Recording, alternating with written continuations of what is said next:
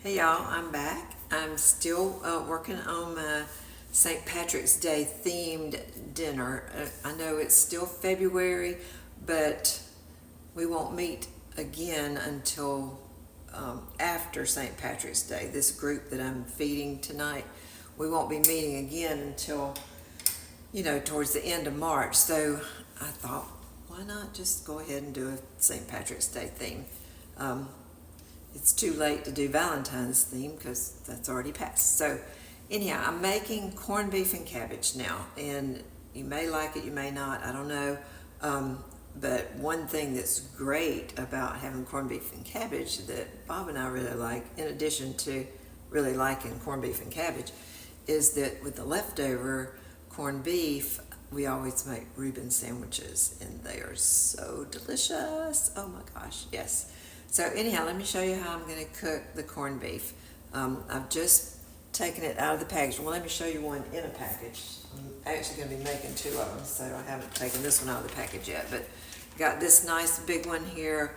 Got this at Sam's, which was a much better deal than what I could find at the grocery store. But they weigh about 3.5 to 4 pounds. So you're going to be cooking for about 60 minutes a pound. In a regular Dutch oven. If I was doing it in a crock pot, it would take maybe around 8 hours. So I don't have 8 hours, so I'm going to go ahead and do it in this pot. And I've got it down here in my Dutch oven, so let me turn you where you can see that. Hold on a second. Got to maneuver this camera. Got you sitting on a cookie sheet over here. The things we have to do. I'm not really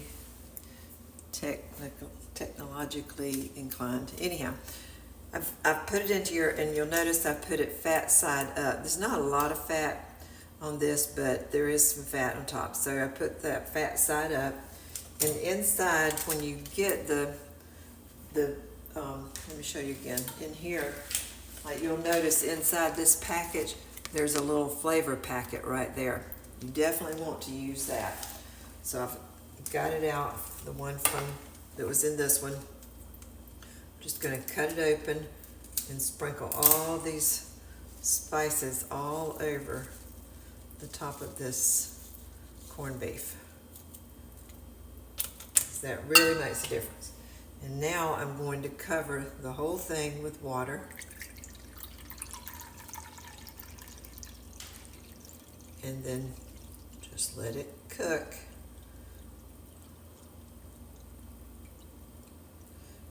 Because after it gets good and tender, then we'll also cook the potatoes and carrots and cabbage in this same water.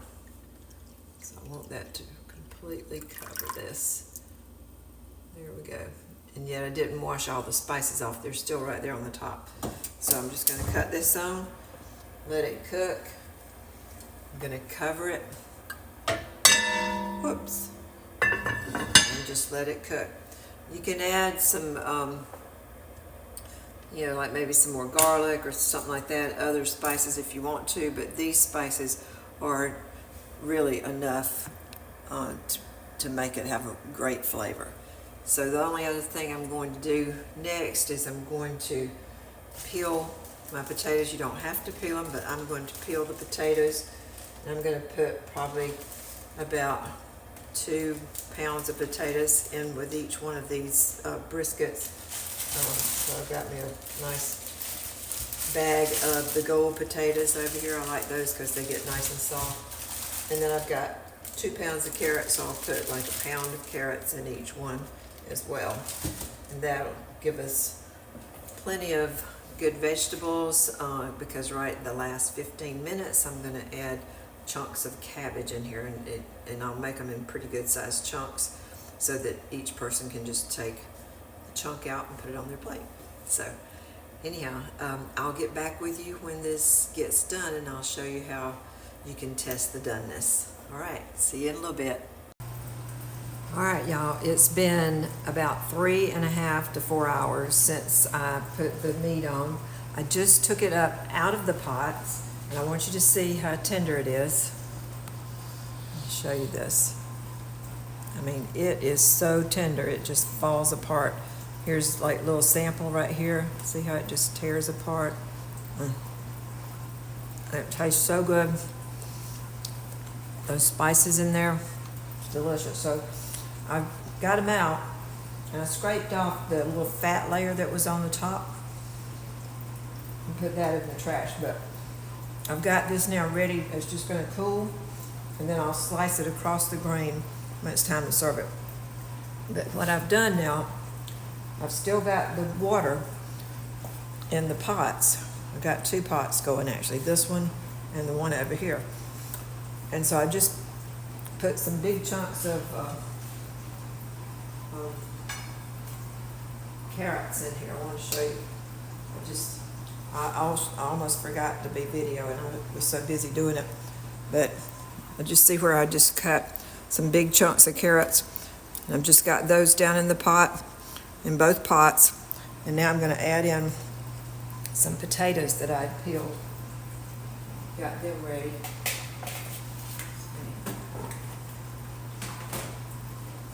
Kept them in water so that they wouldn't turn on me. So let me drain this water off and I'll be right back.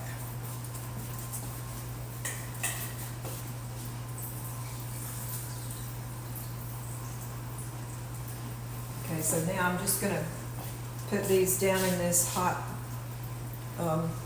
broth. And that way they'll get all the flavor from the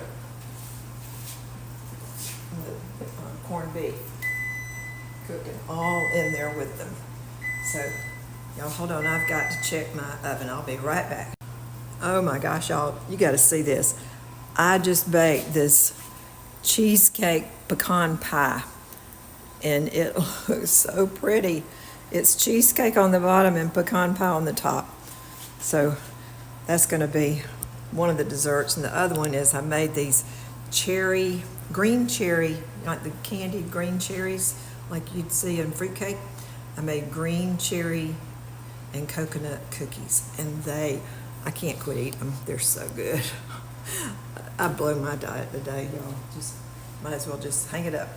Anyhow, I'm gonna finish putting these potatoes in these pots, let them cook until they're nice and tender, and then I'll add in the big chunks of cabbage, and I'll be right back.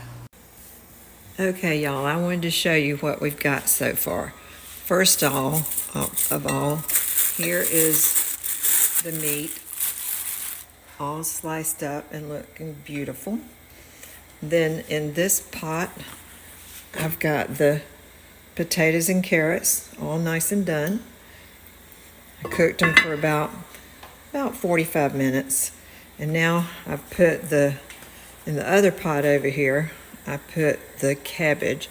And I'll show you how I did that. I just got it in there in chunks, big chunks.